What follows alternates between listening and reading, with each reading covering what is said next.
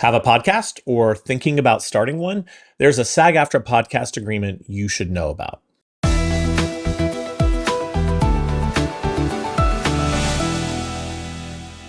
Hi, I'm Duncan Crabtree-Ireland, and welcome to Take 5.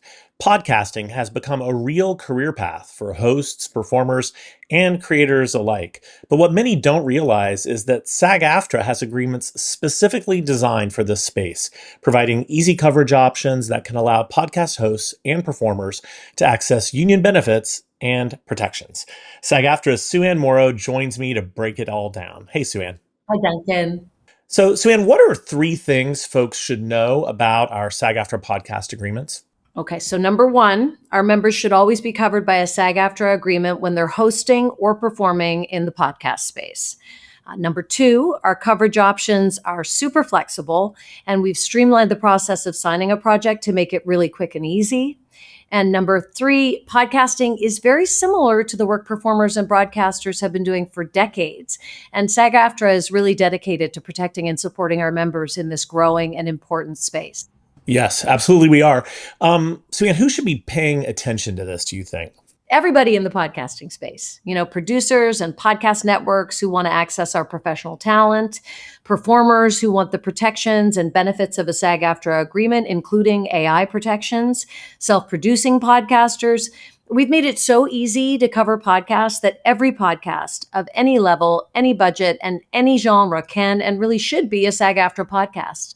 Okay, let's talk a little bit about how these agreements actually work. Well, we have 2 podcast agreements, our micropod agreement and our independent podcast agreement. Okay, let's start with micropod then. Our micropod agreement was created to support folks who are working on podcasts of any genre with a budget and or monetization of less than $10,000 per season or year.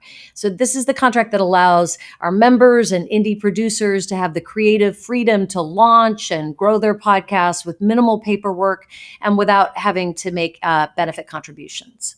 How about the independent podcast agreement? How does it differ from the micropod? It's best for projects that have a budget and or monetization that exceeds $10,000 per season or year. Benefit contributions are required under the independent podcast agreement, and pre-members who work under this agreement gain eligibility to join the union. Overall, both our agreements require all the most important things like timely payment, consent and compensation for use of the podcast work on other platforms, protections against non-consensual use of a performer's voice and image with AI technology, all that good stuff. So what about a podcaster who's both producing and performing in their own podcast, but isn't working with any traditional employer or maybe not even connected to a traditional podcast network? Can they cover their podcast? Absolutely. Yeah. Self-producing podcasters can sign either of our agreements. We help them figure out which agreement makes the most sense by looking at things like whether the podcast has verifiable monetization, how much it's bringing in, and whether they have a business entity. And what's really exciting is that host producers who sign the Indie Pod have the opportunity to make contributions and use their earnings to qualify for health insurance and pension benefits. Yeah, and some of those earnings are probably triggered by host-read ads. I mean, those are pretty prominent in podcasts. Tell us how host-read ads work. So host-read ads can be a great way to monetize a podcast. And so we've made it really easy to cover those ads under the podcast agreement itself, which means we don't require that the individual brand or sponsor separately sign the commercials contract. It makes it really easy to add that as a new income stream. Oh, that's smart.